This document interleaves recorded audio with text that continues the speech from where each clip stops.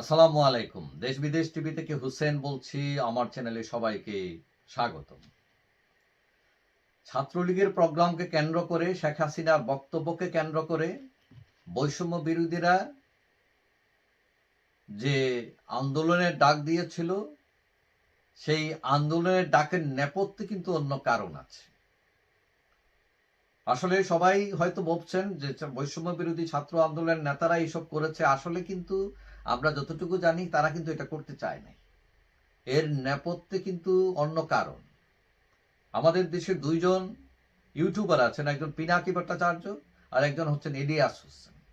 কেউ কেউ ধারণা করেন তারা প্রচুর টাকা পয়সা খেয়ে পাকিস্তানের গোয়েন্দা সংস্থার কাছ থেকে পয়সা কথা খেয়ে এবং ওই পাকিস্তানি গোয়েন্দা সংস্থার তাদের বক্তব্য তারা কার্যকর করেন। এখন এই যে ছাত্ররা, তারা কি চেয়েছিল যে শেখ হাসিনা যদি বক্তব্য দেন সেই একই সময়ে তারা ডকুমেন্টারি দেখাবে জুলাই বিপ্লবের উপর, এবং রাস্তার মোড়ে মোড়ে এগুলো দেখাবে যাতে মানুষ ওইটা থেকে সরে আসে এবং এইটার একটা পাল্টা জবাব হয়।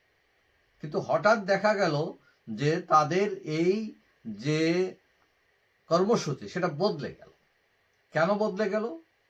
যে দেখা গেল প্যারিস থেকে পিনাকি, আমেরিকা থেকে ইলিয়াস, তারা ঘোষণা দিয়ে বসলো যে ইলিয়াস বলছে যে ৩২ নম্বরের একটি ইটও যাতে অবশিষ্ট না থাকে।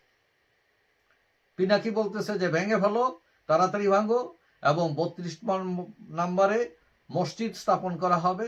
ইসলামী যারা চিন্তাবিদ আছেন তাদেরকে নিয়ে একটা মসজিদ স্থাপন করা হবে।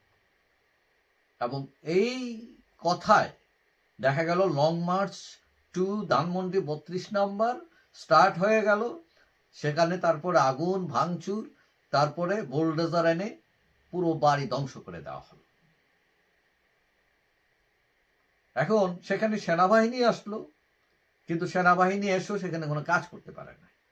তারপরে বোলডোজার আনা হলো, তারপর তো সব শেষ।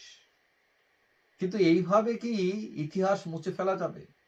স্বাধীনতার স্মৃতি বিজড়িত একটি ইতিহাস।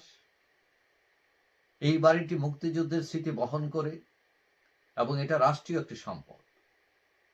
যে সম্পদে পাক সেনারা গুড়িয়ে দিতে কোনোদিন সাহস পায়নি, সেখানে পিনাকি, ইলিয়াস কিংবা পাকিস্তানি গোয়েন্দা সংস্থা তাদের তৎপরতায় এই ছেলেরা বুঝে হোক না বুঝে হোক হামাগুড়ি দিয়ে এই কাজটা করে ফেলল, এবং সরকার সেখানে নীরব থাকলো, প্রশ্রয় দিল, এবং এখন পাকিস্তান তার অট্টহাসি হাসছে।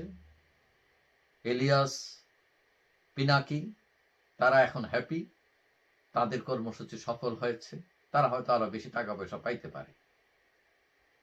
এখন তাদের উদ্দেশ্য, পাকিস্তানের উদ্দেশ্য হচ্ছে এই বাংলাদেশ এদেরকে অস্থিতিশীল করে তুলুন।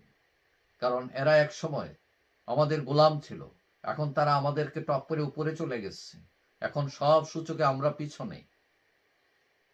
এটা কেন হবে? আমরা তাদের শাসন করব, আমাদের অধীনস্থ ছিল তারা, তারা এইটাই চায়। এবং 1971 সালে তারা যেটা পরাজিত হয়েছিল সেটার প্রতিশোধ হয়তো তারা এইভাবেই নিতে চায়।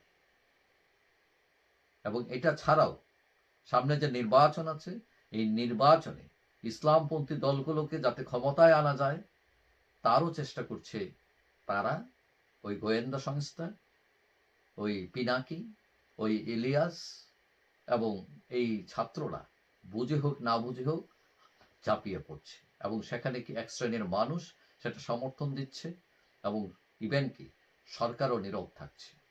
অর্থাৎ নীরবতাই সম্মতির লক্ষ্য।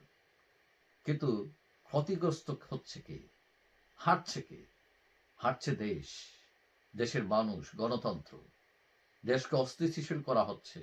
কেন করা হচ্ছে? এটা বোঝার বিষয়। যাই হোক, সবাই ভালো থাকবেন। আশা করি দেখা হবে অন্য কোনো ভিডিওতে, ইনশাআল্লাহ।